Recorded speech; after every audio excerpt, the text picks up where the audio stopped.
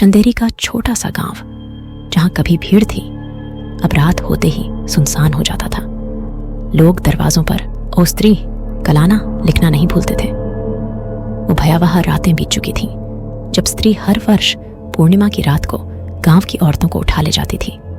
विक्की, बिट्टू और जनार्दन ने मिलकर उसे खत्म कर दिया था, या शायद ऐसा ही सबको लगता था। लेकिन एक रात जब गांव में फिर से पूर्णिमा का चांद उगा, अजीब घटनाएं फिर से होने लगी। इस बार विक्की के दिल में भी एक अनजाना सा डर था। वह जानता था कि स्त्री मरी नहीं थी, वह सिर्फ गायब हो गई थी। एक शाम जब विक्की और बिट्टू पुराने मंदिर के पास बैठे हुए थे, उन्हें एक अजनबी औरत दिखाई दी। वह सफेद साड़ी पहने हुए एक अजीब सी मुस्कान के साथ सीधे उनकी ओर बढ़ी। उसकी चाल धीमी थी, लेकिन उसकी आंखों में कुछ ऐसा था जो विक्की को बेचैन कर रहा था। बिट्टू हंसते हुए बोला, यार विक्की, ये तो जरूर कोई टूरिस्ट होगी। लेकिन विक्की ने महसूस किया कि कुछ गड़बड़ है। वह औरत बिल्कुल स्त्री जैसी लग रही थी, लेकिन इस बार उसकी आंखों में एक और गहराई थी। वह आकर विक्की के पास रुक गई और धीमी आवाज में बोली, क्या तुमने मुझे पहचाना? विक्की के चेहरे का रंग उड़ गया। नहीं, वह मुश्किल से बोल पाया। वह औरत हंसने लगी। उसकी हंसी ठंडी और खौफनाक थी। मैं लौट आई हूं, उसने कहा। इस बार मैं तुमसे वो लेने आई हूं जो मुझसे छीना गया था। उस रात के बाद गांव में फिर से डर का माहौल बन गया। हर रात कोई ना कोई औरत गायब हो जाती। लोग फिर से दरवाजों पर ओ स्त्री कलाना लिखने लगे, लेकिन इस बार कुछ और अजीब हो रहा था। औरतों के साथ साथ अब गांव के मर्द भी गायब होने लगे थे। विक्की और बिट्टू समझ गए थे कि इस बार स्त्री और ज्यादा ताकतवर होकर लौटी है। वह सिर्फ औरतों की ही नहीं, मर्दों की आत्माओं को भी निगल रही थी।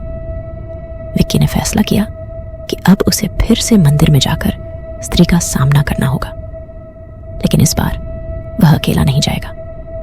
विक्की, बिट्टू और जनार्दन ने गांव के कुछ और लोगों को इकट्ठा किया और उस मंदिर की ओर बढ़े जहां उन्होंने पहली बार स्त्री का सामना किया था। लेकिन जैसे ही वे मंदिर के पास पहुंचे, हवा में एक अजीब सी ठंडक फैल गई। चारों तरफ घना अंधकार छा गया और उस अंधकार में से एक परछाई उभरी। स्त्री सामने खड़ी थी। उसकी आंखें लाल और उसकी हंसी अब और भी डरावनी थी।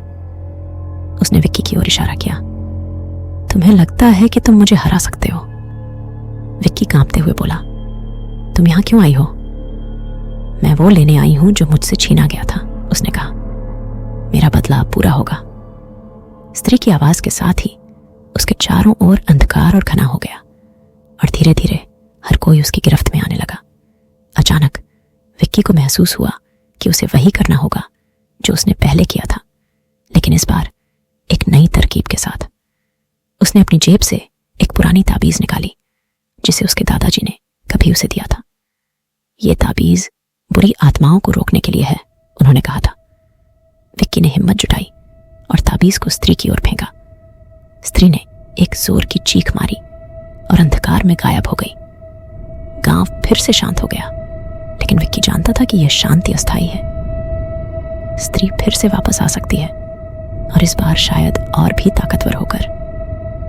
वह सोचता रहा, क्या यह अंत था या एक नई शुरुआत? स्त्री ने भले ही इस बार हार मान ली हो, लेकिन उसकी परछाई हमेशा गांव में मंडराती रहेगी।